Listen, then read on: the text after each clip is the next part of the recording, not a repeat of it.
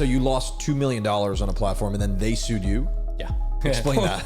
I'm like a 14-year-old kid and he's like, hey, you have this really rare thing. Can I like buy it from you? I really want it. I'm like, what do you mean? Like, how are you gonna like pay me for it? He's like, I'm gonna PayPal you for it. I'm like, I've never used that, but kind of scared. We can try. And then the guy sends me like $150 on PayPal and I'm like, that was cool. I want to do more of that. I want to do this for the rest of my life. And the problem I started running into is that they're PayPaling me money and they're like, you got to be 18 to withdraw your money. And like I would withdraw it once or twice and then they're like, you got to verify your ID to get your money. I upload a picture of my ID and they're like, cool, you're not 18. We're going to ban your account and hold your money until you're 18. Come back to claim it, in 2 years. Fuck PayPal.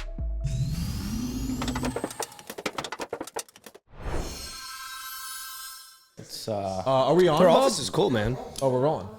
they just bought an office over here. Yeah. We were just there this morning. Office, yeah. We were just hanging out on this morning. It's an awesome setup. Yeah. I helped them do the epoxy floors. Yeah, those look great. Those are awesome. They're right when you walk in. Dude, I just found out that you were, like, I knew you were Russian. We're rolling, by the way? Yeah, we're rolling. I knew you were Russian, but I didn't know you grew up in Russia. Like, you were born and raised in Russia. Yeah, I was born and raised there. Came to America when I was 13. Tell me the story. Barely spoke English. So, born and raised in Russia.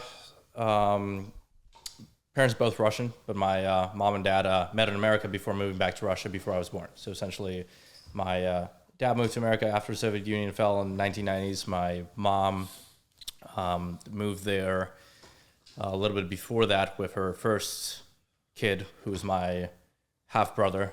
I have an older half-brother. So he was born in Russia also. She moved with him to America, raised him in Brooklyn, New York. He went off to do his thing. Then her and his dad got divorced, and then she was living in New York, met my dad there. And then for a couple of years, they lived in America. Then they came back to Russia after the Soviet Union fell, because now it became more like open and people can do business, because when it was communist, like there was no like capitalism business. It was like very hard to do things. And they got some entrepreneur ideas, let's say, in America, and saw a couple of things that were more advanced here, and they're like, why not do those things back home in Russia? And my mom stayed back here I mean America, not Tampa, in New York. My dad went back to Russia, like 1995, 1996.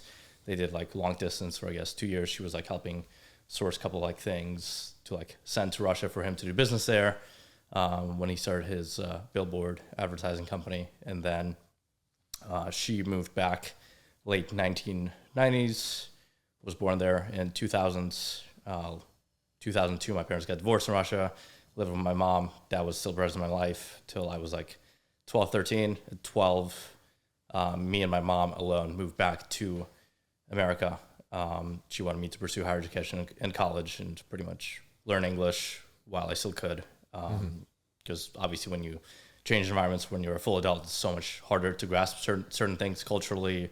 Learning a new language, like even for me right now, I'm reflecting, I'm like, it's so much easier to learn something when you're 12 and your brain still molds things, opposed to like when you're 25 and trying to learn new things when you have a gazillion things going on. So. Yeah, like what's the major couple differences of like growing up in Russia compared to like your experience in America? Sure, man. I mean, it's a lot of small things, but they all add up to really major things as a whole. As like individually looking at them, it's like, oh, like it's not that big of a deal. But if you like combine them into, a bundle, then it's like, wow, that's like a big drastic change. Give you an example, like schooling wise in Russia, public school, private school, doesn't matter. Like all kids need to wear a uniform. In America, I came first day to class, I'm wearing like a suit and tie and everybody's wearing shorts and shirts and like everyone's looking at me like, who's this professor looking like kid, like sitting in the classroom with us? Why the fuck is he like dressed in a uniform? And I'm like, why are you guys all wearing t-shirts? I wish I could like wear slack. But to me, actually, like reflecting back on it, I'm like, I'm so grateful I had that. And I honestly wish American schooling had that, where everybody's wearing kind of like the same uniform, whether it's school's uniform or just like a suit and tie. Number one, like you're not as sloppy. Number two, it like teaches you discipline and discomfort. Like, hey, like it's not comfortable to be sitting in classes in school in a uniform, taking notes and sweating. I'd much rather be wearing a t-shirt and sweatpants. But that subconsciously taught me discipline, how to dress well, how to like have a mutual form of respect, because I think like dressing well is a form of respect to yourself and other people around you, how to take care of yourself, how to like iron pants, how to like just do like certain basic things. That's Would number you, one. Number would two. you argue? But let me pause for a second. Would you argue that that was like built into Russian culture and like how you were raised? And like some people think that in the I guess the entitled world we live in now that's like harsh in America. But like, is that just built into Russian culture? I think it's definitely built into culture. Like right now, if you go to Russia, and mind you, I haven't been in like 10 years, but like from hearing my mom who's there right now, my siblings and like people that are there, they're like, we just saw like a 60-something-year-old like grandma trying to cross the road, and you see 15 to 17-year-olds just like all rushing to help her and like help carry her stuff and help her across the road. Where in America, I've never seen that in the 13 to 15 years of my life. I've never seen like somebody just drop what they're doing. That's like a young adult individual just go out of their way to like help an elder. Like that's, I guess, programmed like in Russia. And when an elder walks in a room, doesn't matter if it's a teacher, a principal, a parent, like you might be taking a test. Everybody's forced to like you stand up until you're dismissed by the elder to let you sit down. You know, it's like those things of like respecting elders. Yeah. Same with what I noticed that I appreciated after having contrast living in America with the uniform thing is there's like a lot of like, especially in a public school, where there were certain students whose parents had means and certain people who like were dirt broke.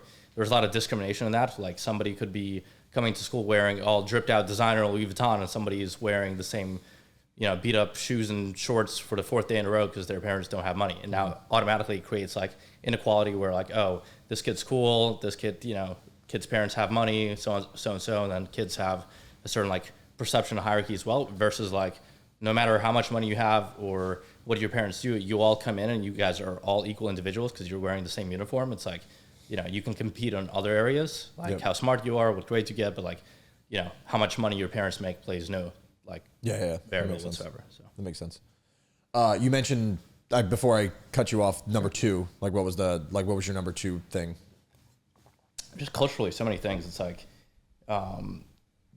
language is a big one. Sports. Can't imagine coming here and not speaking English and having to go into like 12 and 13. You probably had some was it broken English? I had like broken ideas? English because like in Russia, I took Russian as a primary language. Everybody's required to take English as a second language, and then you pick at like sixth grade which language you want to take, whether it's Spanish, German, French, whatever. So like we take 3 languages over there. So English is a staple, but obviously.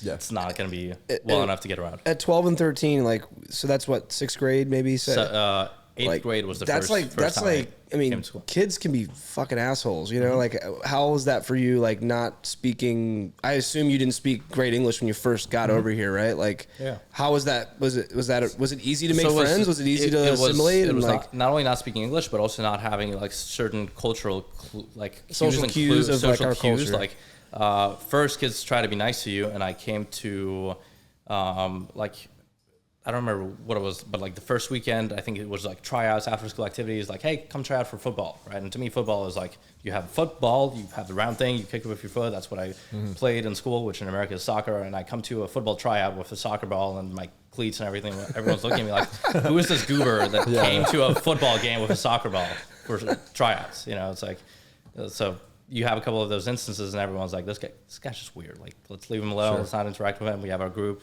Why are we bringing this strange Russian kid around? Yeah. Especially in New York, right? You're in like New York City, basically, right? Long Island. Long Island. Yeah. So not only that, so now that you mentioned Long Island, a couple more things started sparking in my head. It's, New York is fairly Jewish as well. So I went to middle school and high school that was, I'd say, fairly Jewish, Persian, a lot of Jews, a lot of like Persian people that went to my school as well. And I'm the Russian outlier kid.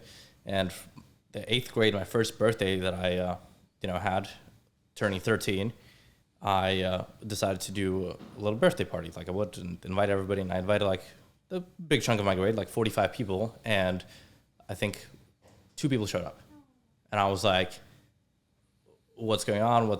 Where's everybody? Like, does everybody just hate me? And then I realized it's like I did it on a Friday night, which is Shabbat, and everybody's like home with their family, like having Shabbat dinner. Not on their phone. I had no clue that like there's this cultural thing, which again, like not knowing those things can obviously impact your personal life and perception of things a lot. So yeah.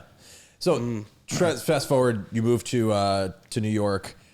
Somewhere along the way, I read that you started your first business venture around the 14, which is pretty similar to when you got here. What did that look like? Yeah, so I wouldn't call it a business venture. I'd say like more of a side hustle. I think as kids, we all have side hustles. In New York, it was everything from, shoveling snow, helping neighbors, just anything to make ends meet. I think overall, I'm like very entrepreneurial, just like runs in my blood. Like, observing my dad pretty much, going through multiple failures and like never like conforming to a traditional thing to like make money and support me, my mom and my family for the time that he did.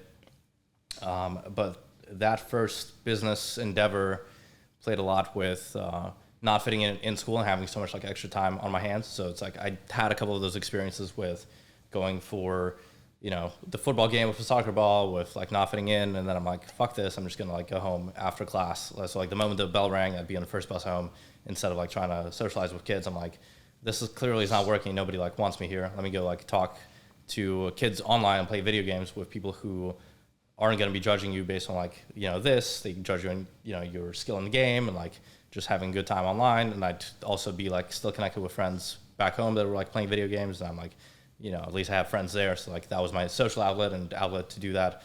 So it was personal development. Like, hey, let me read books and like try to be better at English and catch up there. And all extra time went into like video games. So was playing video games after school, and at a certain point, I realized that a lot of kids in my grade also like played the same like video games, whether it's CS:GO, Team Fortress, Fortnite, like all those Steam games. And what I noticed is the kids in school, their parents that are more well off would give kids money to spend on video games to like go to CVS, buy a gift card, redeem it, like buy either crates or skins and things that again created like a social hierarchy. Like they didn't improve your skill in any way, it's just like they look cool and it's a social hierarchy in like the video game world. It's the same as like me and you in real life can have a watch. The watch tells the same time. Somebody has a a $20 G-Shock and somebody has a $250,000 AP. Like does the same function, does the same like thing. The only thing is like the perception of it and the social hierarchy of like where it places you. So it's the same like in video games. There was those things that people like really cared about, and I was like, how can I be like on the I wanted to fit in with the kids in school. So I'm like, if I can like help these kids get cool things in video games, they would like me. I'd fit in again. And ultimately that's what happened. And I spent all my time figuring out like, how do I acquire these rare skins and items? And, first, like give them to the kids in school so they like me, and then like sell them because they're buying them anyways and their parents are paying for it. So then pretty much from the age of 13 and a half to like 17 and a half, all I spent my time was like acquiring virtual skins in video games and flipping them and trading with people and communicating with people, trying to trade up to cooler rare skins and selling them for money to kids in school. But then one day, a guy just added me, like friended me, was like this guy from California, mind you, he was like in his 30s, I later found out. And I'm like a 14-year-old kid, and he's like, hey, you have this really rare thing, can I like buy it from you? I really want it. I'm like, what do you mean? Like, how are you gonna like pay me for it? He's like, I'm gonna PayPal you for it. I'm like, I've never used that, but kind of scared. We can try. And then the guy sends me like $150 on PayPal. I give him the skin, and I'm like, that was cool. I want to do more of that.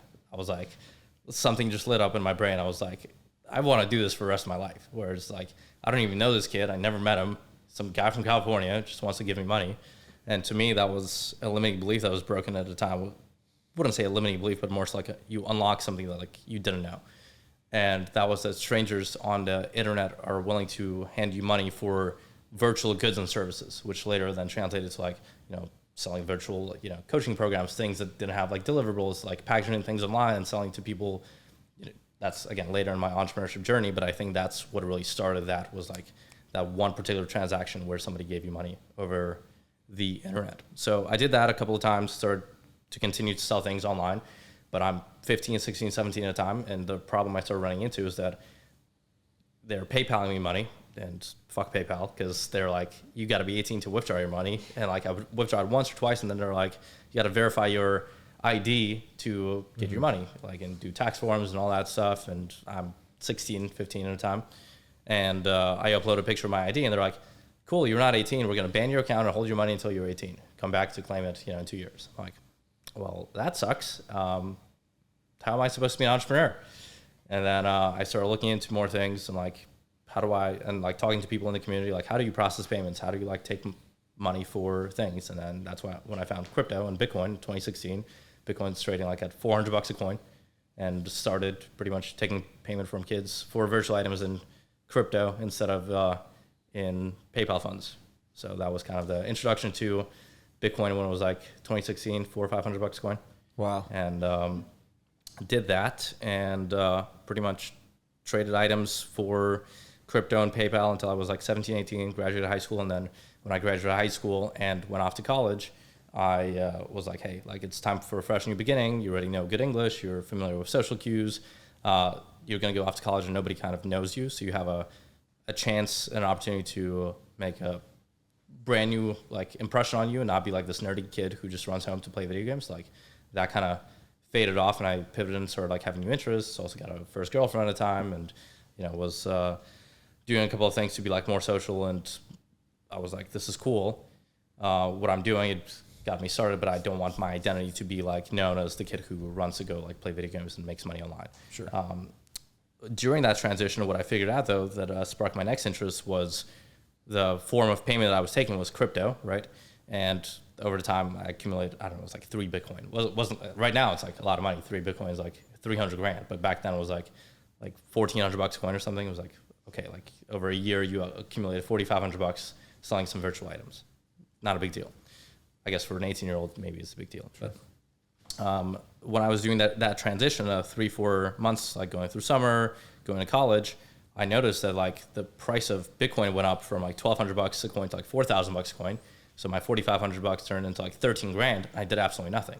I was like, hey, interesting. Like I just tripled my money and I didn't even have to talk to anybody or provide any goods or services or sell virtual items. And I just tripled it on its own.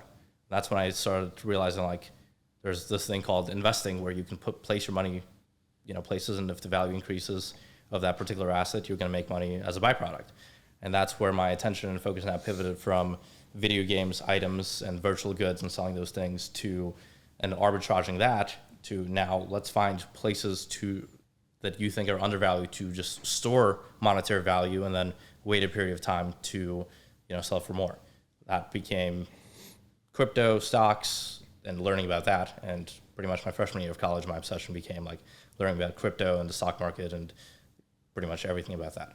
I've been talking for a while, so I want to let you know. No, it's great. Like, so I guess that's, I'm always curious, like, there was a period in time in the marketplace where I felt like you were either like a crypto guy or you were a stock guy, right? Like not you specifically, just in general, people were either like, oh yeah, I only trade in the stock market or I only do crypto. I feel like the marketplace has gotten to a place where there's now weighted value in both. I guess how has your journey been seeing crypto obviously grow to how it has, as rapid as it has, but then also being involved in the public markets and the trading space and things like that too? Like what's your balance or your feel towards both sides of the coin? I think it's just like everybody has their own approach and nobody has the right answers. I'm not saying like I'm doing is like right or wrong. It's just like what has worked for me. For me, it's I trade stocks and options, which is like regulated on the U.S. stock market, and then crypto becomes just something like as a byproduct you invest your profits there and hold long term. And I think when I was more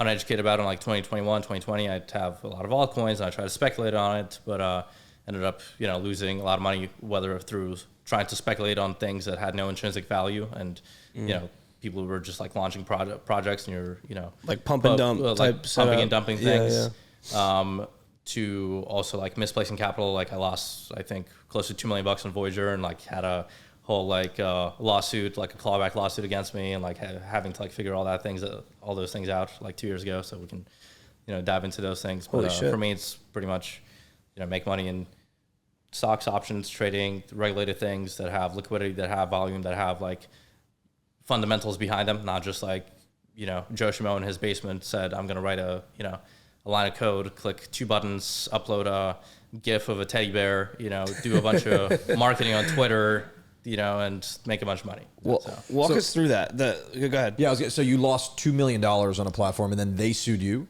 Yeah. Explain that.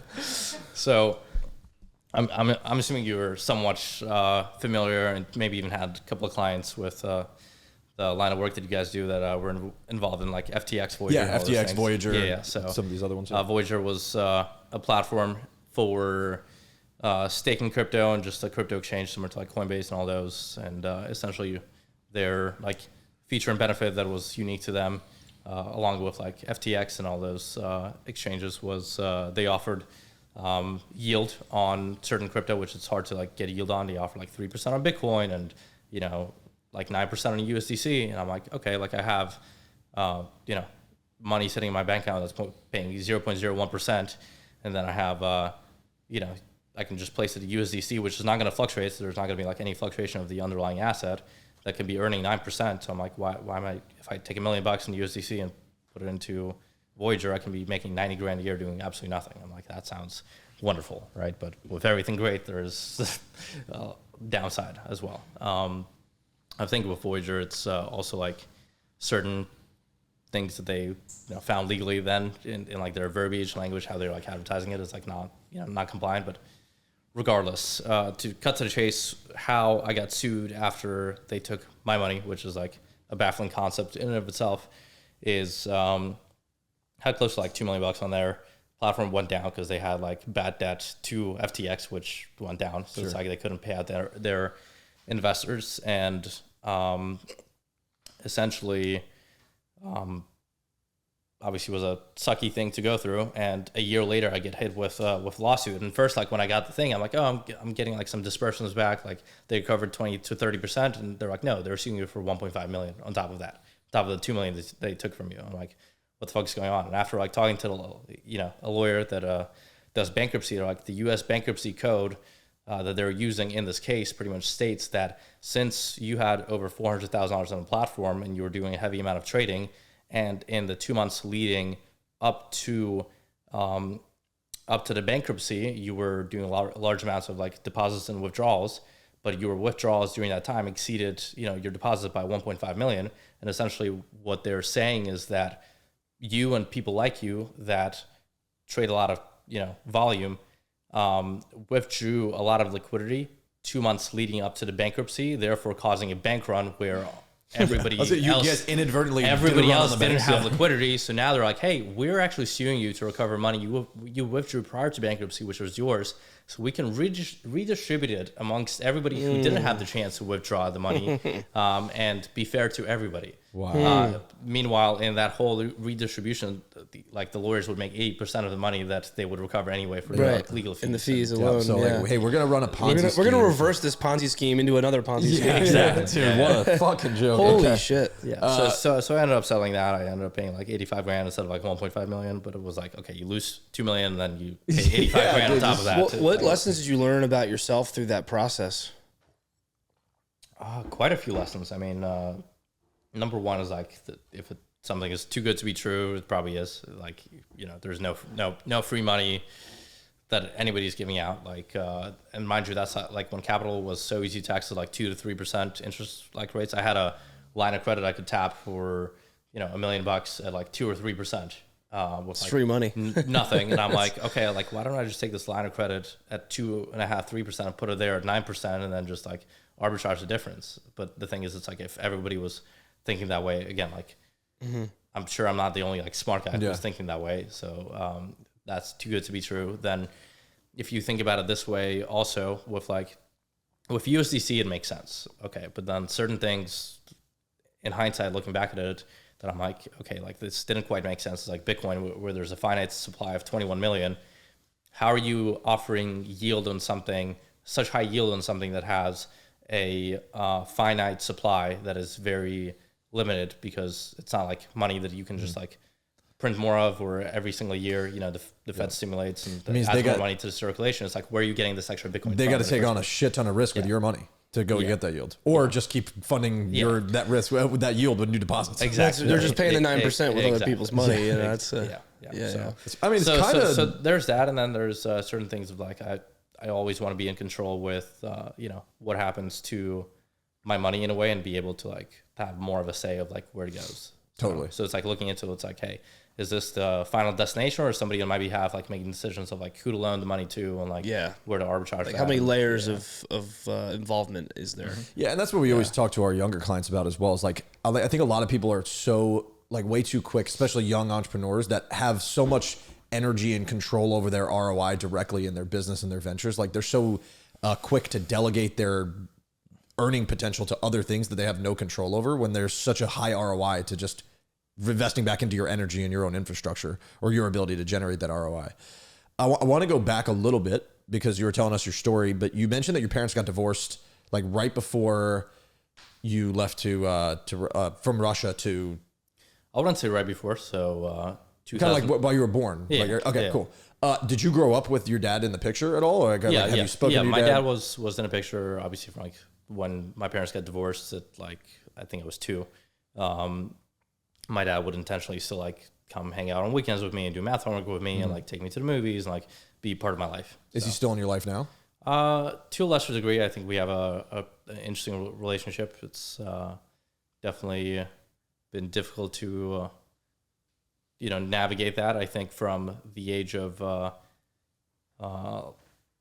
14 to about 21, I had a lot of resentment towards my dad, and we can like dive into why that is. And then that relationship then changed, and now we have a good relationship. Like I went and spent a couple of weeks with him 2 summers ago, and I'd say we talk just not as often as I'd want to, because I'm the one that's not putting in the effort required to have a relationship. But I think it's way better. Was there a male like person in your life when you lived in Long Island? Did your mom remarry, or were you kind of like the man in the household? No, I mean she had a you can call it a boyfriend or whatever for like 2 years, but like again, that wasn't like somebody I admired or looked up to. And I think to me, a lot of the male role models I had in my life, including my dad growing up, it was a role model to the point, not to the point of like, oh, I look up to you and want to be like you and have qualities that I admire that I want to like integrate. It was the complete opposite of like, hey, you are a man that has so many qualities that I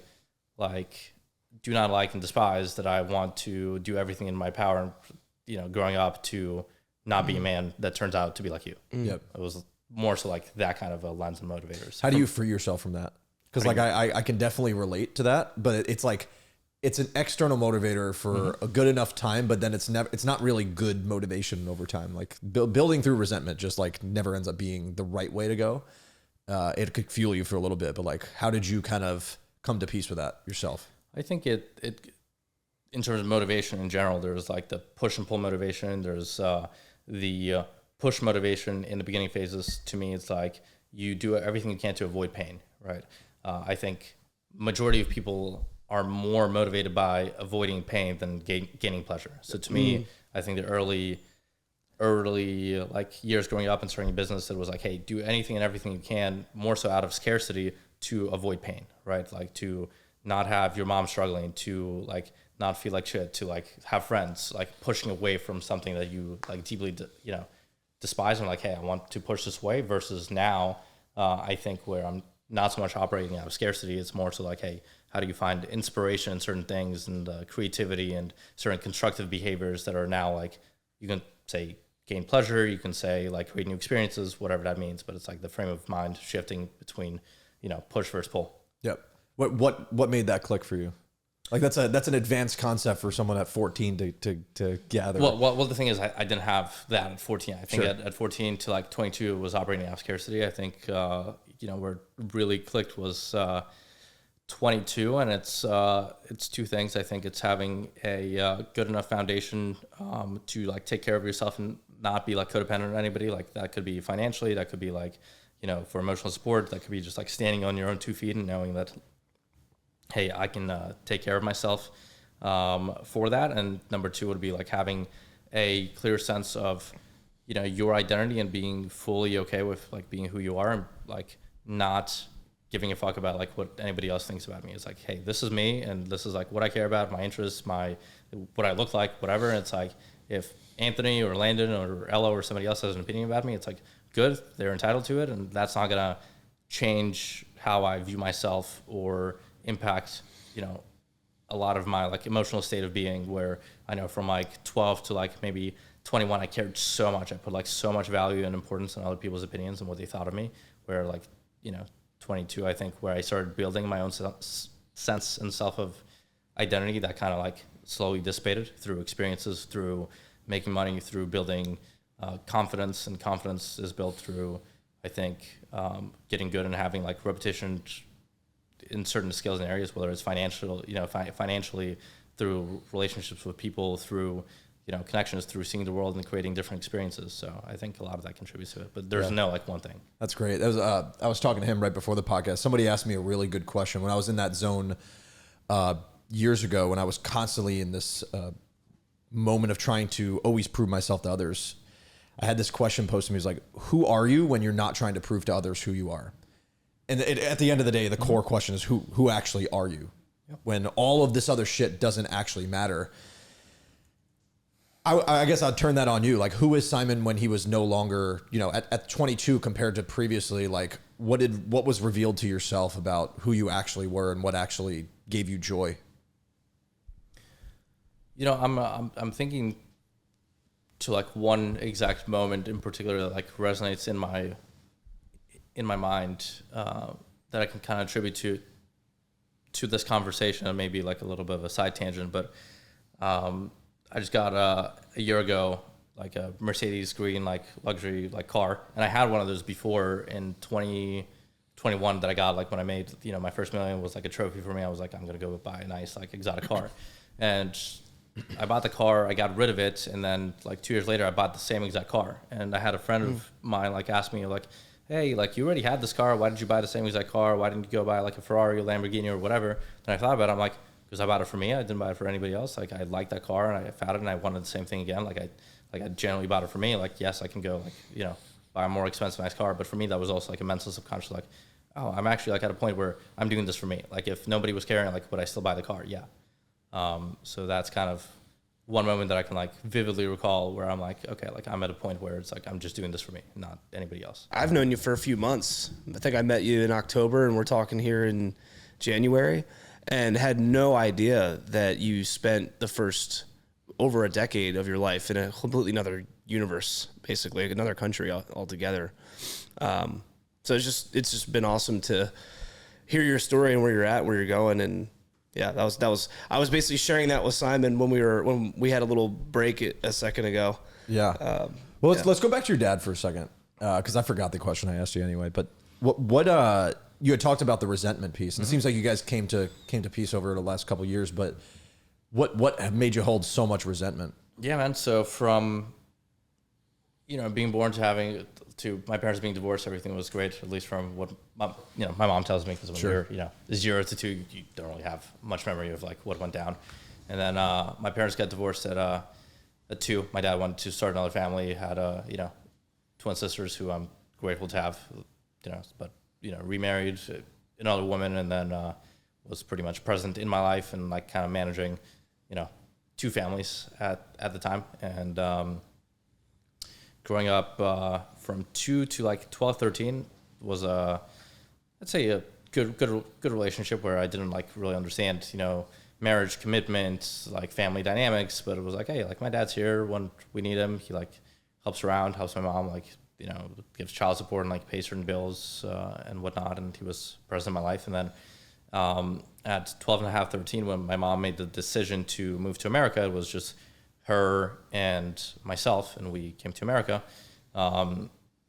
Mind you, when we came to America, like life changed on top of like all the transitions with like culture and school and language. Life flipped like a complete 180 degrees from lifestyle experience as well, because in Russia, money went so much farther, where I went to, private school for a part of my upbringing, and, we lived in a nice home and, had help around the house and so on and so forth, where, overnight the same money that my dad was giving us for child support went as far as, getting like a simple apartment, you having to go to public school and catch a bus, to go to school. Sure. So it was like an overnight flip in like lifestyle as well.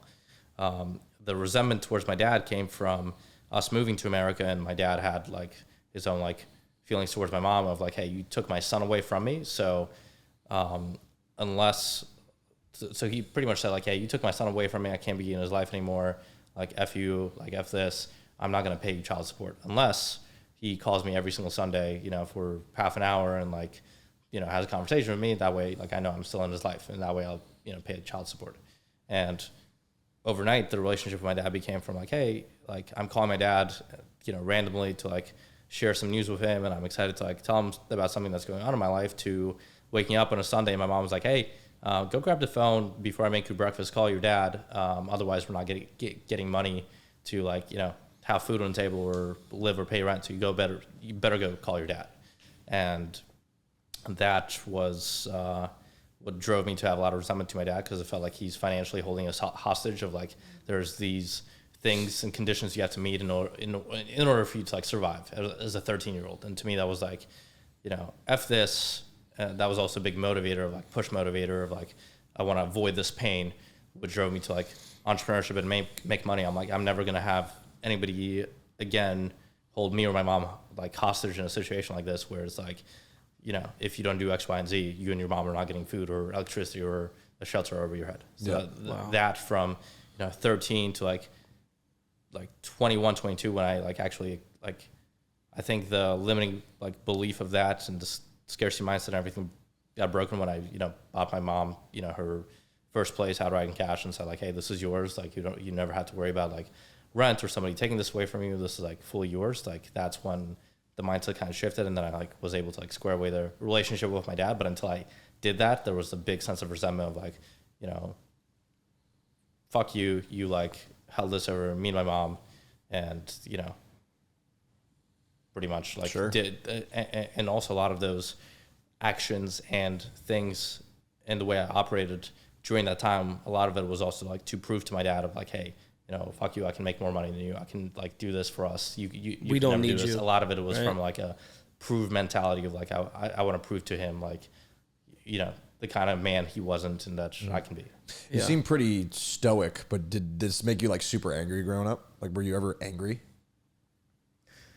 I would say really angry, but I like never redirected on the outside world. It was always like within and within self. I think it was like, you know, moments of anxiety and depression that I never let, you know, other people see. I think it was, you know, just like a lot of it with me, like internal anger, not like projected out into the world. Cause I think I had a good enough compass of like, hey, these people had like, I wouldn't like hurt friends or people around me, you know, because of the things that I had going on in my personal life. Because I'm like, if you have no part of it, like I'm not going to spill over and like, you know, do that for other people. Part of it was also like ego. I was like, oh, I wanted other people to see that, you know, that I'm doing well and I'm okay, when in fact I wasn't. And I wish I just like, you know, was more emotionally vulnerable and just like let the guard down and like just talk to somebody. And like, to me, the mentality,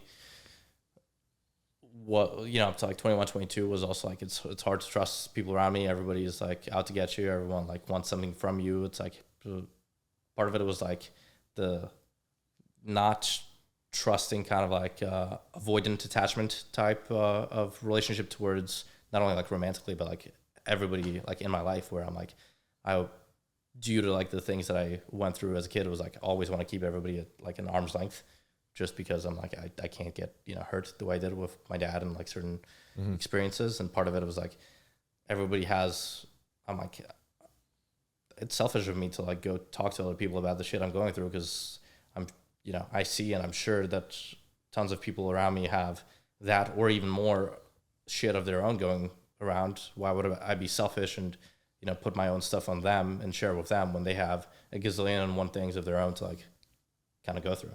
So what made you feel comfortable eventually to share it? Like, was the catalyst you and your dad kind of coming to terms? Was that the freeing moment? Or like, what you keep mentioning this 21, 22 years old. I mean, 21, 22 was just a, you know, pivotal moment of like, again, building my identity. I think it was, again, a new start was when I just was about to turn 21. I moved from New York to Tampa and had a fresh start where I didn't know anybody. I slept on a stranger's couch that I met on Instagram for, you know, 5-6 days while I waited for my furniture to arrive. You know, that's the year where I made my first million. Like, so many things happened, and 21, 22 just like holds that kind of like marker in a stone. It was like a big pivotal year for me. You know, I got humbled a lot. at 21 through a lot of experiences, whether it's losing money, whether it's realizing that money is not, the only thing when it comes to like relationships. And, in my eyes, up to like 2021, it's like, oh, money can solve all problems. It's like, and then you quickly realize it's like, hey, it's, money only solves money problems. Mm-hmm. It can amplify your problems too, right? Yeah. More money, more problems. I'll tell you that. It only solves the problems that money can actually solve. A lot of people think that the grass is greener on the other side, that when they make more problems, they're going to have, make more money, they're going to have less problems. It's actually the opposite. It's like you're going to have more problems. It's like you just gotta. What would you say in this exact chapter of your life is like the hardest thing to let go of? Like, what's the new identity you're stepping into, and like something that you're still shedding? I don't know, man. I'm learning what my new identity is right now. I think I'm also like in a new chapter right now, both transitioning business wise, personal life, like going through ebbs and flows. I think as an entrepreneur in general, this is like a mental framework that I adopted in trading, where, I had losing months, I had green streaks, losing streaks, and so on and so forth. And I find myself in like year 7 or 8 trading. I'm like, I still don't have shit figured out as a trader. People are like, oh, what's your strategy? Like, when did it click? I'm like, it never clicked for me. I'm like, and I think in life, it's the same thing. Like, you think it clicks, but like, it never clicks for you.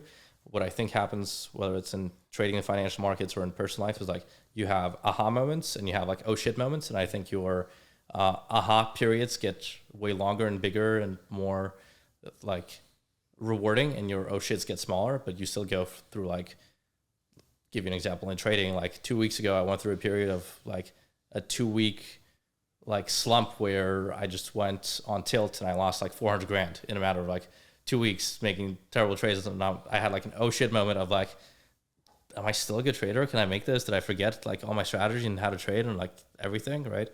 But then, you get yourself out of slump, and that period only lasted two weeks, and I was able to like come out of it and, get back into momentum. Where starting out, I'd have like 6 months of like, like I'm the shit. I know how to trade. I make money. And then you get humbled for 4 or 5 months. It's like you lose money for 5 months consistently, and you realize like, I have no fucking clue what I'm doing. I just got lucky on like a streak. Let's get back into like, the learning and grinding and, doing that. And then the next time it's like, oh, you have a 4-month winning streak, but your losing streak's only like, a month and a half until you can fix your patterns and recognize certain things. By the time you catch yourself and you're like, oh shit, I'm losing way more money than I thought. So it's like, that's how I view personal life as well. Like, you have aha moments and you have oh shit moments, and one just gets bigger. At what point do you make decisions of like, and again, I totally was exactly where your head's at with it is exactly what I was thinking as you were speaking, is like, it's parallel with business and personal life, and just everything you're articulating about trading is parallel with a lot of things in life, right?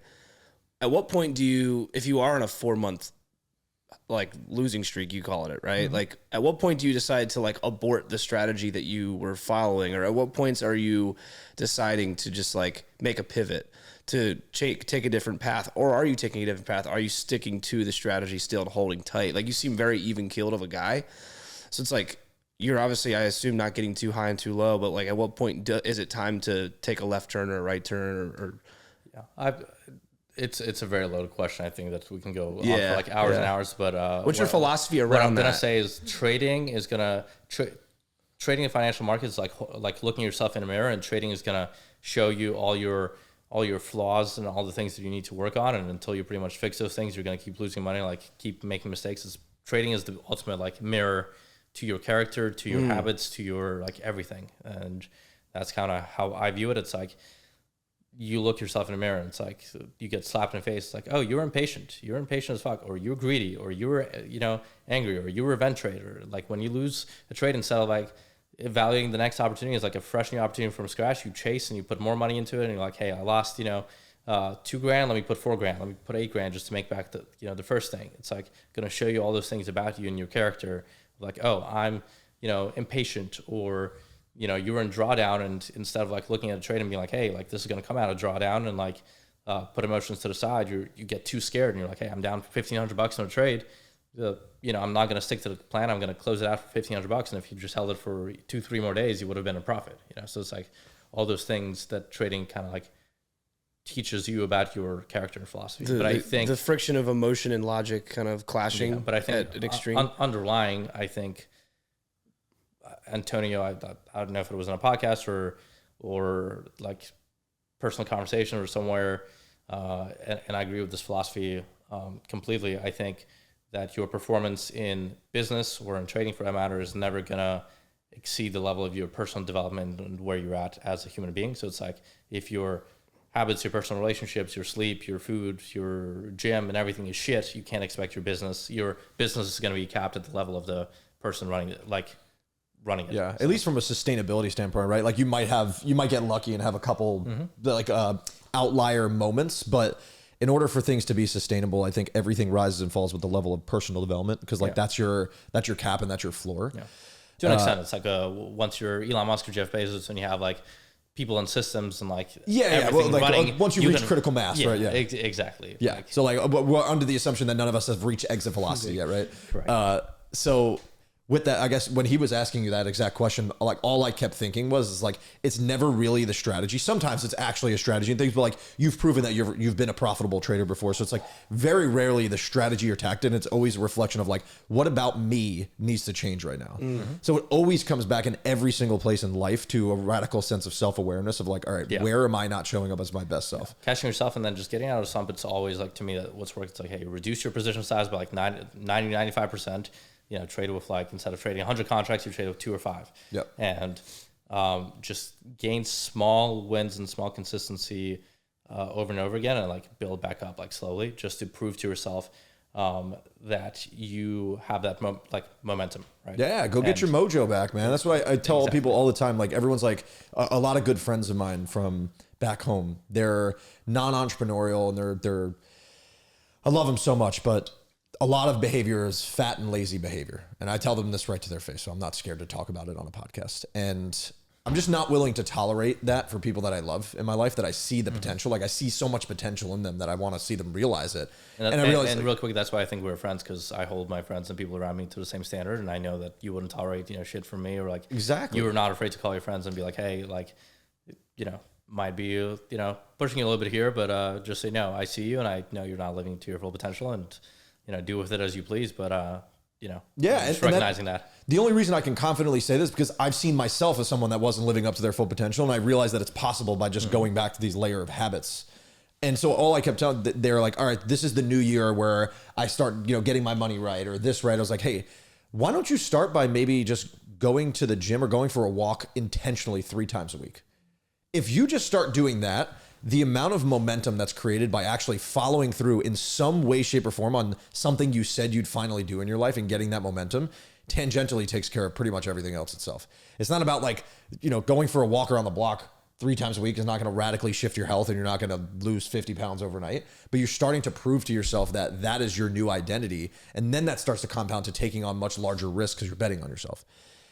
And a lot of people push back, but I'm just like so radical about that. It's like, dude, just go get momentum. So that's the reason I share that, is because when you feel like you've lost your mojo, I feel like it all the time, especially in poker, because like you get wrecked all the time. I'm sure this has to do with the podcast even being, called Momentum Shift, right? It's like, how do you shift that momentum and like get your mojo back? It's like, yeah, dude, in a world where we are inherently taking on a shit ton of risk, betting on ourselves, entrepreneurial individuals, it's almost a form of like modern day masochism, right? Like you're just signing up for pain. Like just variance exists everywhere in your life. There's going to be a lot of wild swings. How do I go from this shift of like, I'm in a great flow, something radical happens, I lose all my self-confidence. How do I immediately get back into the zone of I'm a winner again? So and I'm sure you can relate in poker. It's not only like in trading, it's like the money aspect. It's like, it sucks, yes, losing money, but I think the biggest place of where it's hurting is like the creeping in of self-doubt and losing that mojo momentum and like questioning your decision making and having like so much doubt on like, is the next decision also going to like end up in such a like terrible thing? Clearly I have a pattern of making bad decisions that have hurt me. It's like, that is, I think, the most devastating thing to break. Not so much the like capital and like losing money playing poker. It's more so like the mental thing of like, because that's more taxing than the money itself. Like if you have bankroll, it's like, okay, like you can keep losing money, but it's the mental thing of like, fuck, like when a good opportunity presents itself that I know is going to make money, I'm going to hesitate and not execute it because I'm scared, because the last 20 opportunities I took all ended up going to shit. That's the thing that's the hardest. It's very rarely the outcome, right? Like it definitely stings to lose money or get unlucky in here and there, but it's really about, did I make the decision that I know I'm capable of making? And that's real. I think for high performers, it's really like, if I can say confidently that I made the right decision, and even if the outcome didn't end up being the right outcome, like I'm okay with living with that. Like, would you still make that decision again, knowing what the outcome, like based on the facts you had at the time, if you're confident in that decision, like you would do the same decision again with the facts that were presented to you? Obviously still learning and growing through it. I guess, and like if I'm talking in a lens of like poker specifically, it's much easier, yes, because like there's an actual way to solve the equation of like, yes, Right. I will actually make that decision every single time. Right. And same thing, I guess, with trading as well, is like all of these indicators pointed to making this decision. Would I, like, just because I got unlucky, that's some variable that I did, like, that wasn't accounted for. Yes, I can add that variable in next time, but would I actually have made a different decision? You know, it's pretty linear. And I think reflection, looking at things in hindsight, because I have trades where I lose 20, 30 grand on a trade, and I'm like, this was an awesome trade that went to plan, like, it's perfect. So not evaluating things also like on a monetary outcome of like, hey, I stuck to my plan, and it's like, if I'm like everything went to plan and it just like didn't work out on this one, versus like, hey, this was a shitty trade and I shouldn't have taken it because I didn't follow my rules. But it's like, if you predetermine, it's like, hey, I have a 1 to 3 risk. If I'm wrong, I'm gonna lose 20. If I'm right, I'm gonna make 60. And you just ended up, you know, being wrong in this trade, but everything else went to plan. It's like, great. Yeah, well, especially tactically, if you're playing a game of asymmetry, right? It's like I'm just looking to maximize the value that I get on my wins, because like there will be losses. Like I'm accounting for the fact that I'm going to lose a decent amount of time here. So yeah, well said, man. When we could talk about this tirelessly, and I love this concept. Into like game theory and all that, right? Yeah, I mean, I kind of have this like intuitive sense. I feel like you as well. Like, do you study game theory at all, or? I need to study more, but yeah, I just feel like there's an intuitive sense of game theory of like how to solve the equation in the game. Yeah, a lot of it is just like inner curiosity, like in free time. Yeah, something that explore. Yeah. Totally, I love it. What other questions you got? Overall, I mean, so as far as where you're going, like where you're at today and where you're going, like we haven't talked much about Tampa entrepreneurs and everything you guys are doing. Yeah, didn't even talk about community. real estate either. Didn't talk about real estate. Didn't talk about like, I mean, I think he intentionally, I mean, I don't speak for you, but you intentionally don't want these conversations a lot of times to be like super business tactical. So I'm trying to be respectful to that dynamic a little bit. I purposely come in saying, let's not make it business tactical, because like the three of us have no problem making it business tactical. Right, so if we don't focus on that, it ends up becoming. I'm going to give you food for thought, and this was the question that I think you were asking, and then we took a break here for a couple of seconds. I think you were asking like where the social networking, connecting thing came from, and I think talking about that can like lead to us talking about events and Please, tell us where this networking, radical masterminding, and community building comes from. I think again stems to being 12, 13 in school and not fitting in.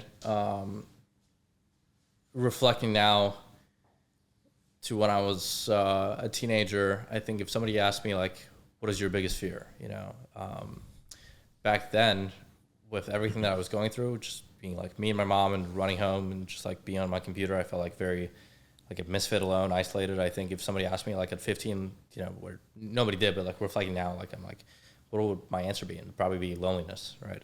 So, because I just felt like I didn't fit in anywhere and didn't have my own self of like identity or friends or like people who share the same values. And I'm like, anywhere I go, it's like I'm just like the weird guy out. And I think a lot of your motivation in the beginning comes from lack and pushing away like what feels bad. So to me, knowing that I was like something that I didn't have was like that social outlet, like being, you know, fitting into a community. I think I desperately craved that. And first motivation was like, hey, push away from that like pain. And that was like, hey, run away like from after school activities, clubs and all that stuff, and go play video games, and like isolate, which then perpetuated in the cycle of like making it worse. And then I think as I started transitioning into college and having that like fresh new chapter, it went from like the same thing of like push-pull motivation, where now I had the pull motivation of I want to create, I have a deep burning desire to like have a fresh start and create social connections, interactions, and like get myself out of this. It was like, you know, I think a way bigger and more powerful motivation when you're like being pulled towards something than like having to like push yourself away from something. Mm-hmm. So, but not to go on a whole tangent, I had a fresh start in college, was going for engineering first semester, doing that for my mom and my dad, because engineers, I'm sure in Asian households, Russian households, Indian, whatever you are, it's either you go like be a math wizard, engineer, lawyer, doctor, some sort of, STEM degree to like make money and have a good career. And to me, that was like engineering. Went for mechanical engineering. Absolutely hated every single day of my existence doing that because I was doing it for somebody else, not for me. To my parents, it was like, hey, you're gonna have a great high-paying career, making six figures. But to me, it was like, I'm just, dreading my existence right now. And mind you, at that time, I'm still doing the online business stuff with trading skins and crypto and stocks and learning about that while going to college. Like every single minute outside of school gets put into that. I'm listening to business podcasts on the way to school and on the way back, listening to people like Gary Vee and Grant Cardone, and that's when Ty Lopez here in my garage started like being popular, just like for context of time. And then second semester, freshman year, I switched to business because I was like, I can't do this engineering thing anymore. And then I'm taking classes I'm actually caring about, accounting, not so much, but economics, like macro, micro, all that. And I'm sitting in my economics class and professors talking about Dow Jones and S&P and compounding money. I'm like, that's what I've been doing. I love this. Like learning about, where to invest money. Like my eyes are just like shining. And I'm trading in class, and one day after class, I go up to the professor. I'm like, hey, loved your lecture about, the indices. I'm currently investing in Tesla. That was like $50 pre stock split. So probably like 25x since then. And investing in some Bitcoin. Like, what do you think? Should I buy more of this? Is this risky? Should I sell it? And he was like, Simon, I appreciate your enthusiasm, but I can't tell you what to do if you're stock or trading portfolio. I personally don't invest in any markets. My wife doesn't let me. She thinks it's gambling. I'm like, hold on a second. You're collecting so much debt to go to college to learn about making money from a professor who doesn't know how to make money or is not a practitioner at the thing that he preaches. I'm like, if my professor is a tree and I'm an apple growing on this tree, I'm going to be a shitty, bitter apple because this is a rotten tree that I'm growing on. So I'm like, I need a... You might not even be an apple. Who knows, right? Yeah, exactly. So I was like, this is it. I'm done. Like something radical just clicked. Like I can't be here. I need environment change. And that day I just dropped out of school. So, but I also had the mindset of I'm not just dropping out of school to do fuck all. I need to just change the source of where I'm getting my input and information. So with the money I had, I started buying courses, investing in personal development, went to my first business event, which was 10X Grow Found 3 with Grant Cardone, spent some money to go to his event with 30,000 people, and that opened my eyes up a lot. At this stage, were you like in college when you decided to drop out, were you already like crushing it? Like you were already making enough to like be off on your own? I was making a little bit of money with trading, and I saved up the money, had some Bitcoin I was holding at the time, like that.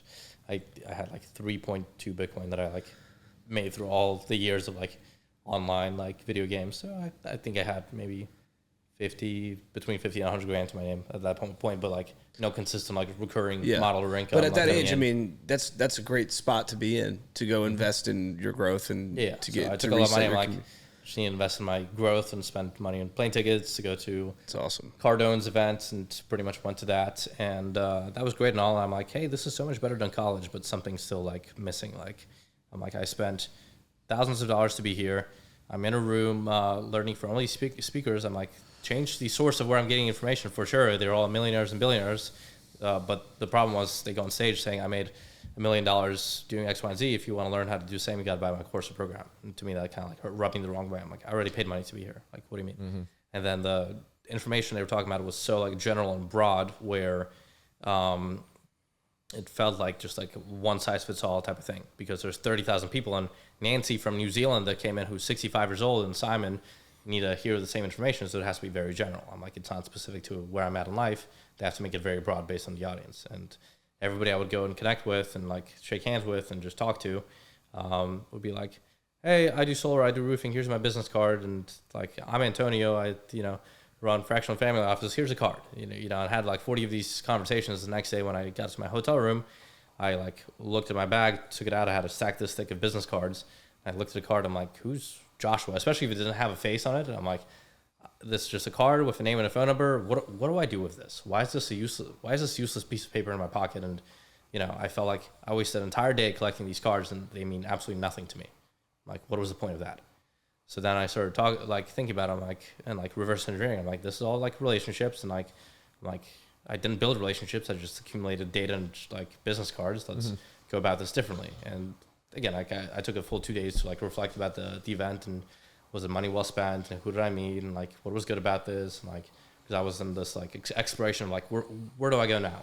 Like I'm not in school. I don't have a path forward. Like based on everything I observed, like what can I take from this? Like a very observant kind of evaluating process. And I was like, well, a couple of things that I shared, like broad information, very salesy, better environment to learn, but still not ideal, collecting data, not making meaningful relationships. I'm like, there's something here. I'm sure a lot of people that attend these events, and my peers and some people also struggle with this and resonate with this. College was not it. This is better, but also something feels off. I can't find a fucking environment or a community or like where I feel like I fit in and I can learn the way I want to learn and learn about all the other things and have the depth that I want to and be around cool people. It seems like this just doesn't fucking exist. Let me start my own thing. And then I started a company called NetCon, which was like, hey, I want to network and connect with people like meaningfully, and started hosting my own events. And I was like, I met a couple of people at 10X Growth. Fernando Valencia was a good friend and mentor of mine at the time that I met there. He, he was like MC at a lot of events. He did like 300-400 events. He MC'd by that point. He was the one like relationship that I built and maintained, and called him and I'm like, hey, I'm thinking about this. He's like, you should definitely do it. Like, I'm here to help and support like in any way that I can. Just like, let me know what you need. And pretty much started hosting like my own events. And, like 4 months after, we can go into details if there's any missing pieces you guys want to dive into. But 4 months after that, I hosted my first like business networking conference, April of 2019. Had 8 to 10 speakers, I think. Yeah, 8 to 10 speakers at that event. About 120 attendees that came and paid to be there. How old were you at this time? 19 at the time. So 2019 and you're 19. Correct. There you go. Born 2000. So had that. Fun fact, Joe Steiber, who's my co-founder in Tampa Entrepreneurs, was one of the speakers there. He reached out to me on Instagram because he saw the event, and that's how we connected initially to like speak at that event, and we maintained the relationship from then. That's some notes. Sorry, not notes. Some notable people speak, like Casey Adams. I think Jeff Seckinger was at that event back then when he was like starting out as well in his credit thing that he was doing. If someone's listening to this and they're younger, and I mean, to be able to get 120 people and 10 speakers in a room at 19, like, what do you think? What kind of skills do you think? Like, what were the skill sets that you had at that time? Tangible, intangible, whatever, to create an event like that and attract people to come meet up at an event a 19-year-old was running. Did you have any like imposter syndrome around your age? Of course. I think two things for me. It's like delusional optimism. Like, just, I think it's possible. I'm going to do it no matter what. Like, prove me otherwise type of thing. And then I think kind of like burn all the ships. Like, your back's against the wall. Like, whatever I got to do to make this work, it's going to work. It's like, trust a stranger, get burnt. Okay, try again. Like, I paid somebody $3,500. They didn't do anything during this event where they promised, like, I'm going to help you blow up this event. Okay, like, don't let that cloud your judgment and like pay somebody else. Joe that I met through Instagram that wanted to speak at my event was like, hey, kind of have this event, but I don't know how to pack the room or have people at the event. He's like, well, I made a lot of money doing e-com and running ads. I can run ads for you if you like pay me. I'm like, don't have money to pay you yet, but I'll pay you a percentage of the ticket sales that you help generate. He's like, done. Now he's running ads, putting my ad spend behind that. And I'm like, learning about all these other things. But for me, the ultimate thing about this event wasn't like to make money or to, sell something, because the premise of the event was, hey, get good people around in a intimate environment that are ambitious, motivated, and like want to learn and improve their life and go around personal development.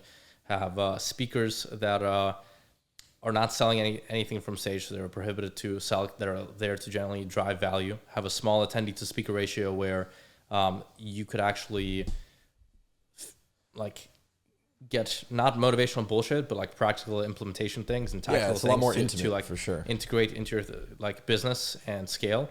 Give you an example. Like, we had a breakout session where everybody had a round table of like 8 people, and speakers would walk around and like, let's say you had e-commerce you wanted to get into, and you had 8 people at a table with their Shopify dashboards and like their Facebook ads pulled up, and Justin Wool would walk around and be like, you click this button, like, why are you not getting this result? Oh, you have to like fix this, and be like very practical right there and then, post like some motivational fluff of like, you need to like wake up early and yell affirmations in the mirror. And then for me selfishly was like, I want to learn all these skills myself also. So it wasn't just like a credit mastermind or a real estate mastermind. It was like, hey, I'm bringing people to learn dropshipping, e-commerce, trading, real estate, marketing, like building a personal brand. And I have people giving keynotes and then practical like breakouts on those things, because those were all things that I wanted to learn. And I'm like, these are skills that I find valuable. Like, you know, in college they dictate a curriculum and say you need science and math and biology and all this thing. I'm like, I'm going to make my own curriculum. I think to me it's important to learn at least 17 like things. So I mean, create an event kind of selfishly for me to learn and connect with those people. And also I think there's other people who can benefit from that. Yeah, dude. I've come to find that like whenever I find a room that I don't like I'm trying to figure out how to be a part of a certain community, I just end up building it instead. It's like, why don't you just build the community that you want to be a part of? Because if you build it, they will come. And then like tactically, and I want you to speak for it too, is like, there's a lot of power to being the person that's facilitating things. You don't have to put in as much work trying to aggressively talk to everyone. You're the person that's edified in the room because you curated the experience. So when you're curating the experience, everyone else is making magic because you created this. And then over time, that goodwill just continues to get deployed into you're stacking a lot of IOUs. Yeah, so much. And like subconscious IOUs that you're not asking for and not always begging to cash in, but the energy of the universe just kind of plays itself out. Yeah, we call it the relationship bank account, isn't that? Yeah, you're depositing into the relationship bank account. Everyone's trying to withdraw from an empty bank account. They haven't deposited for years and years and years. They're just asking, what can you do for me? I'm like, what can I do for you, and never ask for shit in return? And people feel obligated to reciprocate. The same exact framework. I like that. I'm gonna maybe steal and adopt that. Steal it, bro. I mean, dude, you play by that playbook, man. That's why we got along and we're able to build a relationship so much quicker, because anytime you call me, the first thing you ask, like, how can I deploy value into your life? And I like, without asking anything from me at all. Yeah, anytime Simon FaceTimes me, yo, I got this person I want to connect you with. Can I put him on the phone? You're incredible, dude. So that, I mean, you abide by the principles that we believe in too, man. So and the events I mean, we're talking 7 years ago that journey started, and fast forward to today. I won't explain what Tampa Entrepreneurs is, but all I know is I went to an event a month ago or a month and a half ago, I guess maybe it was, and there was over 1,000 people at this thing that you and Joe and your team are running. I mean, it's impressive to see the compound effect over time and in real action, real life, you know. Tampa's a cool city for that, man. And I'd like for you to speak about it, because we're relatively new compared to you in Tampa, but it feels like Tampa is one of those cities that still hasn't fully formed its own identity yet. It's like it's probably like one of the highest tier 2 cities. It almost feels like, you know, it's not Miami, it's not New York City, it's not LA, but it's also not like random Wisconsin or some shit. I mean, I hope it stays here, because I would hate for it to turn into another Miami. Yeah, no, I like it being that vibe, but it's like, it's really cool as a young entrepreneur that really believes in community building and networking, because of the fact that you have the ability to contribute to that identity. Like, you can actually, like, you're not going to move to Miami and completely transform the landscape of how Miami's like culture is built, but like, you can come here, and for us, in our experience in these 2 short years, like, there's this community, you kind of know like who's in like the young entrepreneur community, and like your name could get floated around pretty quickly if you're depositing value in that world. Yeah, especially if you're a facilitator. Yeah, for sure. 100%. To me, like I kind of view Tampa as like, if you're good at anything and you just stick to it consistently for 3 to 5 years, you walk into any room, like there's a high chance people are gonna know who you are. Like totally. Like in Miami, unless you're Drake, Ronaldo, or like tennis player, or like somebody, like you walk into a room and you're like, I own 20 restaurants. It's okay. This guy owns 40, and this guy is, you know, Dave Portnoy, and like, it doesn't matter. Right. Yeah. So, but in Tampa, you have this like small window of opportunity of like, hey, you establish yourself as a, you know, the best interior designer or accountant or event host or a podcast, whatever. Any room you walk into, it's like, oh, you should like connect with this guy. Like, he's doing big things that are moving this city forward. Yeah. It's a much easier city to grab market share. Yeah, for sure. While still doing it with an abundance mindset, but like, you can still be super collaborative. Everyone that I've met here is that, and also like back on the relationship aspect, I think it's also like easier to build consistent relationships here in a more like stable city than like in Miami, where people just come and go for events, for art basels, for whatever, because I've had a lot of instances where I'm in Miami for like a week and a half for an event or art basel or whatever it may be. And so let's say the last thing I can think of is I was at the gym and I started talking to this guy and we had a 30-minute conversation. We connected. I'm like, hey, let's grab coffee like next week. He's like, oh, like I'm actually going back home to New Zealand. I was just here for the event. I'm like, there's a high likelihood chance of never going to talk to or see this guy ever again. He's like, I'm going back to New Zealand and like I don't plan to be in America again. I was just like here for this event. I'm like, well, that's 40 minutes in a relationship that, you know, where I deposited, where, you know, the likelihood of you withdrawing something is very small. Like, yeah.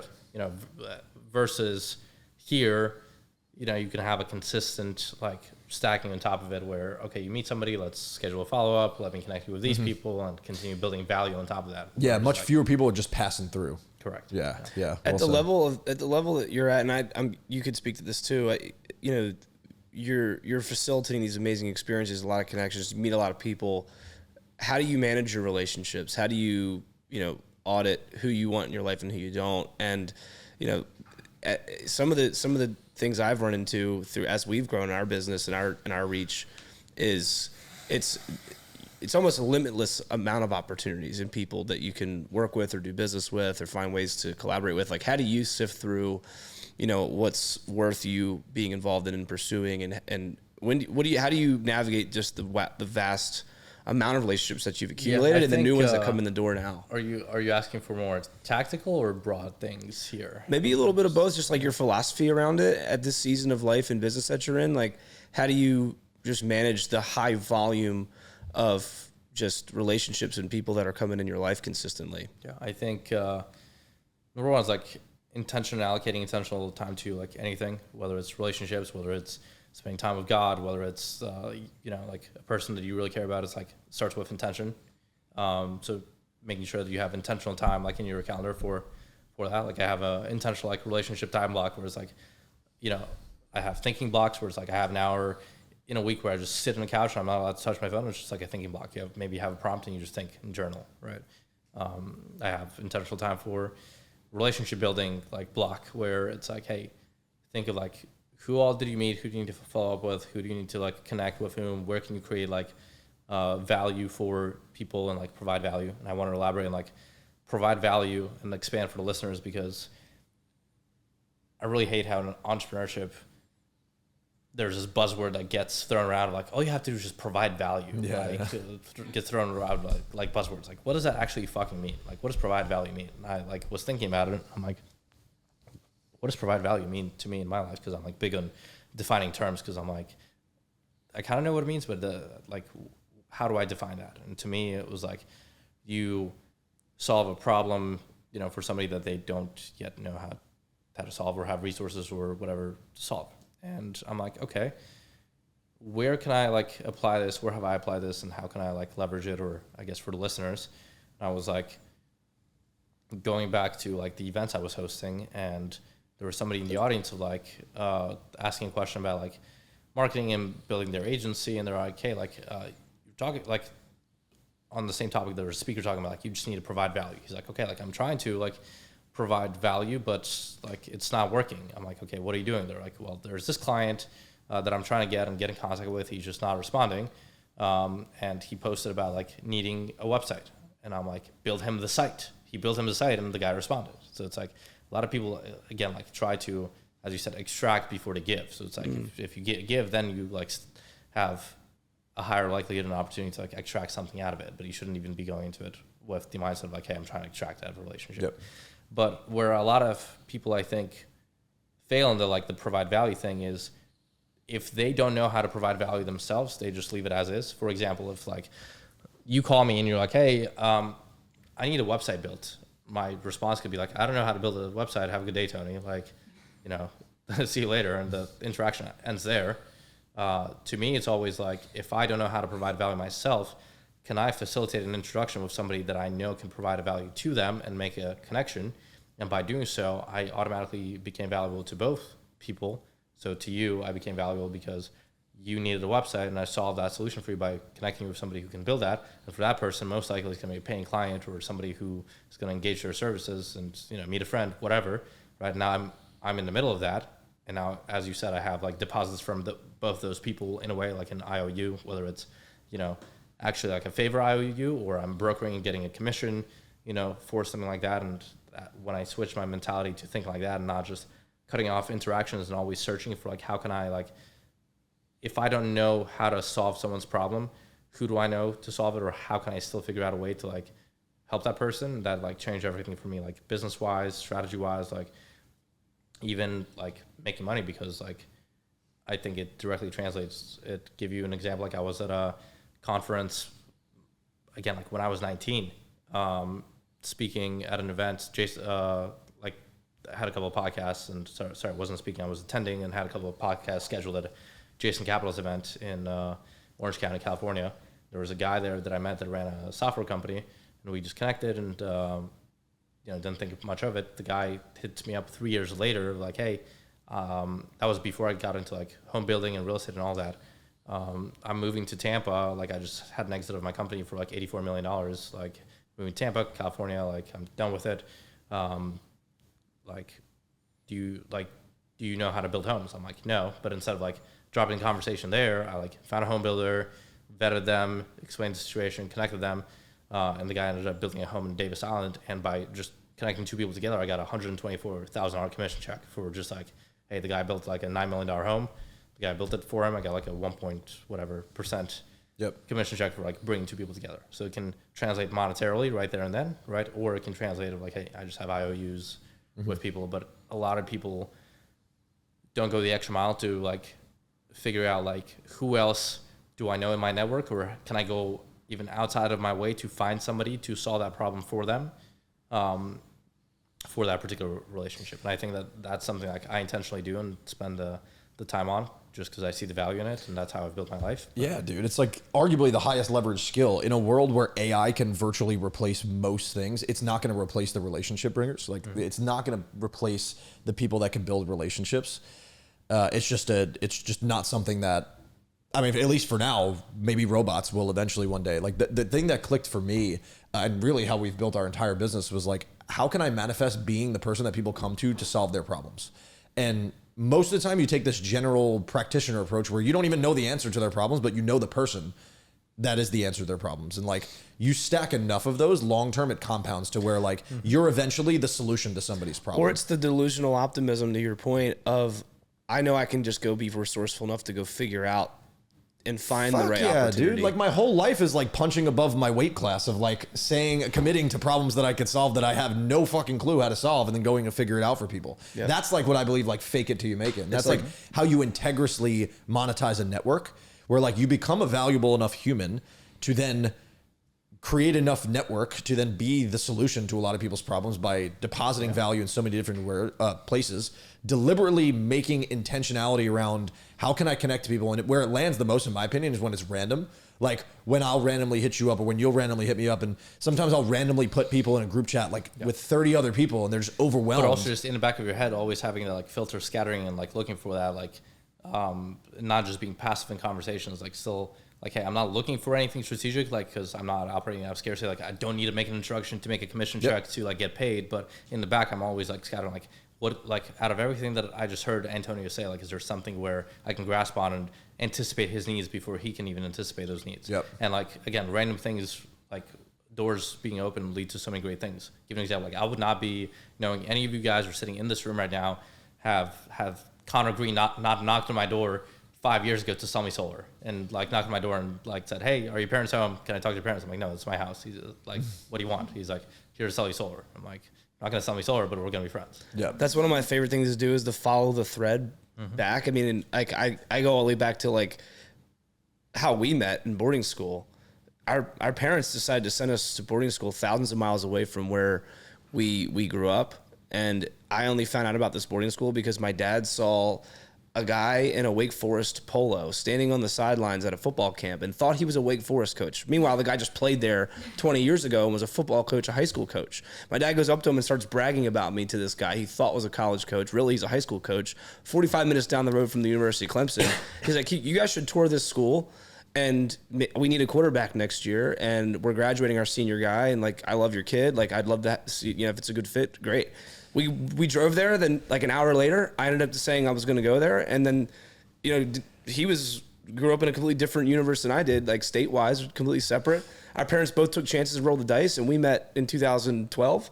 Dude, you know, crazy. Like, what if the guy got sauce on that Wake Forest shirt before that and just decided not to wear it? Your dad takes a piss and never meets the guy. What if my dad was feeling really introverted that day and didn't wake up early because he drank too much the night before? Next thing you know, the chain reaction of following the thread of things like that. I mean, I'd love to know how Connor got into his state to even be knocking on doors to begin with, and like what opportunity came from that, which is just how maybe cool you is guys that? need to have him on a podcast to ask him. But like to your point though, like the biggest hedge on that, because like the unpredictability is the only predictability.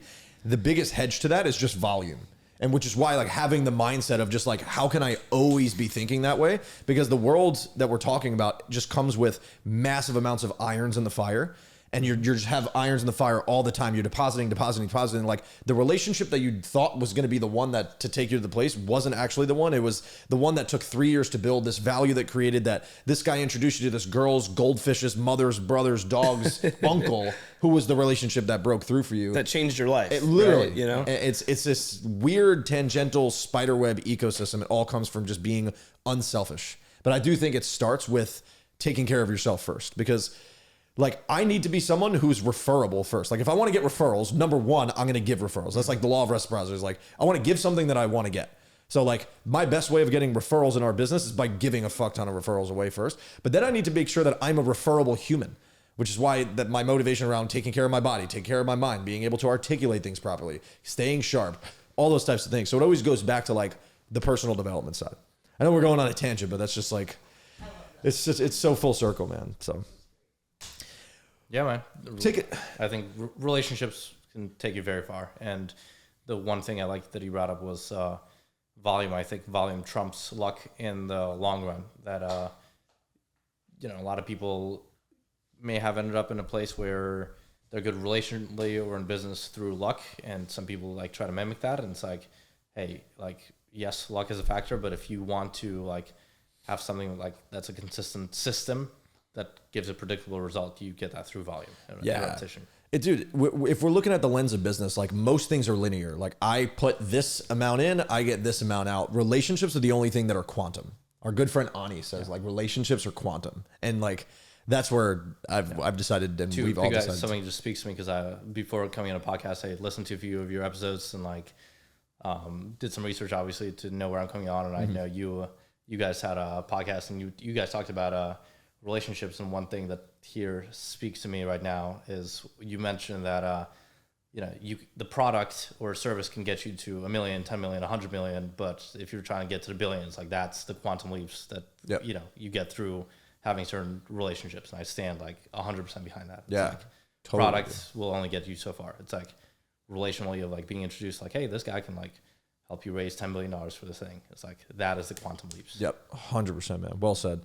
As we wrap up here, just why don't you take us into like the mind and the world of Simon Lerner? So like walk us through. Everyone gets to see like this. I appreciate you walking through like some of the darker times of your life, because a lot of people see the byproduct, and even we didn't even know like your full story. But take us into the world of Simon. I know you're still trading, you're developing a lot of real estate. Like walk us through what a typical like day in your life looks like, while also making sure anyone that's aspiring to do some of the stuff that you're doing knows the pros and cons of what you're up to. Because like obviously trading seems awesome, but there's also a lot of emotional swings, a lot of up and downs with all of it. So just kind of give us that landscape. Sure, man. I think for the theme for 2026 for me in general is like addition by subtraction. I've found myself with I think my biggest struggle right now, introspectively looking, is like saying no to opportunities. Like in previous years, it was like, hey, like I want more opportunities. For me, it's now like, hey, how can I be more selective, and like holding myself accountable to say no to opportunities, even though like they could be good opportunities and make me money and open certain relationships. Just like I don't have the bandwidth for those things. And it's like, if you go back to Gary Keller's The One Thing, it's like, what is the one thing that is going to get you to the next level? And that's not, it's not 40 things, it's not 50 things, it's the one thing, right? And relentlessly sticking to that. And I fall victim to that, fairly often, where I don't have like the main one thing. Like a lot of people have like, hey, this is like my one company, I'm building this, and I'm cutting out everything else. But like I have my hands full in like 4 or 5 different projects, and I have opportunities that come to me like every single day of like, invest in this, can you like help with this startup, can you consult here? And that's, I think 2026 is like really holding myself accountable to like say no to like a lot more things. So it's like no is the default answer to like a lot of things right now in my life. What's an example of that? So like, give me an example of like in 2025 and before, what you usually say yes to and what are you cutting out right now? Like, what are some of the main focuses? Even giving an example, like 2025, we're talking about like, hey, let's launch a tea podcast and have that. And we like went on with an episode, and then we're like, hey, none of us have the bandwidth for that. So like, it's going to be like a no until like there's a good enough reason where it integrates and you like have intentional like leverage, not just like a fun thing to like, you know, do stuff with. Or, you know, somebody came in and like, hey, last year I had like 4 or 5 investments, like VC type, just like, you know, certain like fundraising activities that I've partaken in to companies where I allocated capital. I'm like, I don't have enough time, expertise, know-how, or even bandwidth to be in those. So I'm treating those right now as like the luck plays of like, if something comes out of it is like cool, but realistically, like it's taking you away a little bit from the, you know, straight line that you're trying to walk and deviating from your main intention. So, I mean, I still have like a lot of things on my plate, but I'm trying to like narrow those things down. Like there's, you know, Tampa entrepreneurs that I run. I have, you know, personal trading. I have the real estate development that I do, and then, you know, which translate into a short-term rental business that, you know, there's an active short-term rental business to like, you know, manage properties, provide that hospitality experience for people, you know, to build systems around that to hire. Then there's the management part itself of like, hey, the business to manage properties effectively and efficiently that you need to hire things for. And then there's the coaching consulting side that me and my partner run to help other people do the same thing and not make mistakes in the same process that we did. And I think, you know, obviously I wear a lot of hats throughout the day. So that's... What's the vision? Why are you building all this? What's success like to you over the next decade or so?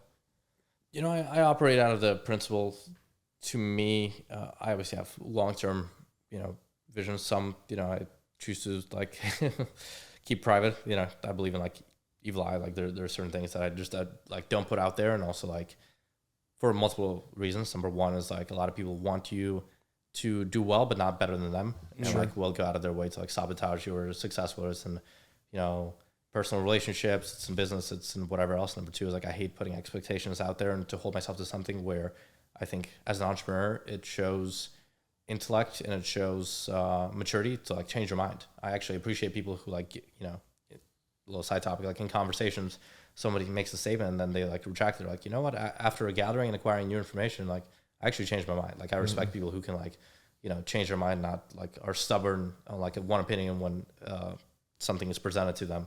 So to me, I don't want to put something out there and then like change my mind on it and like people hold me to it and like, oh, a year ago in a podcast you said you want to do this and you want to do that and now you're doing completely different. He's a flip flopper and he's like I'm like, yes, it's just like new information presented, new opportunity presented. I'm executing that, right? Yeah. So it's that, and you know, I like to have results kind of speak for itself than like talk about it.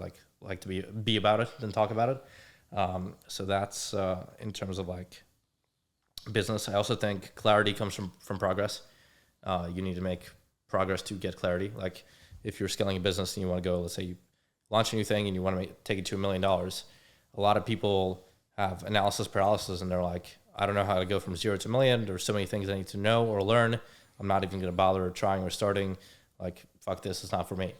Versus, hey, you go from 0 and you make your first 10K, you're going to meet people along the way, open doors, make connections, make mistakes, learn a lot of things. Then those things in turn are going to help you go from 10 to 100 and 100 to 500 and 500 to $1 million, so on and so forth. So it's like clarity comes from progress. And I try not to, like, for personal life and business, like have plans more than like 6 months ahead, because like there's the unpredictability factor, which I like to like openly invite with both arms, because it could be bad, it could be good, but I'm here for it.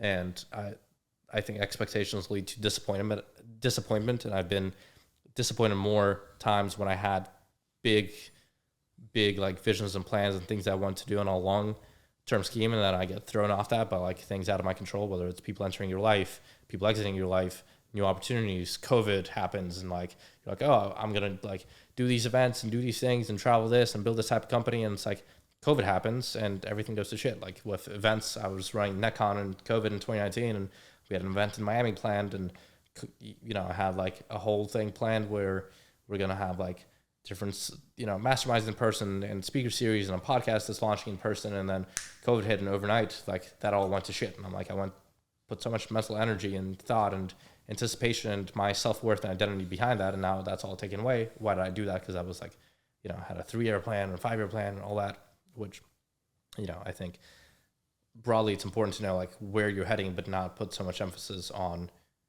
a day-to-day basis. You focus like on what you can control, but then also like that unpredictability like gave so many opportunities for beautiful things that I didn't even know. Like you don't know what you don't know. Like from having COVID, I learned about the online model, and we launched the Nikon Mastermind, which was an online community, which helped us bring people together. And we like took the event model online, built that whole business. And have I had, like other plans, maybe it wouldn't have worked out that way. So Morgan Housel talks about it. It's most unhappiness stems from high expectations.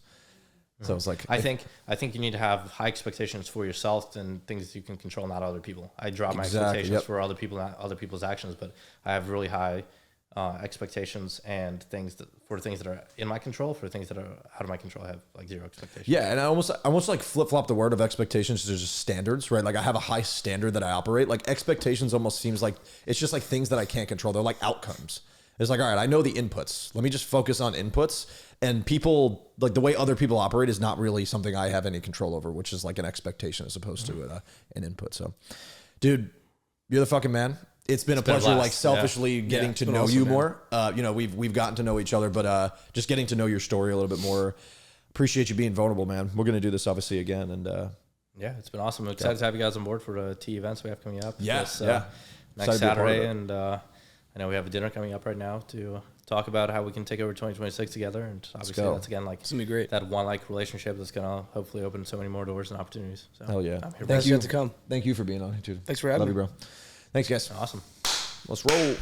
Good stuff, bro.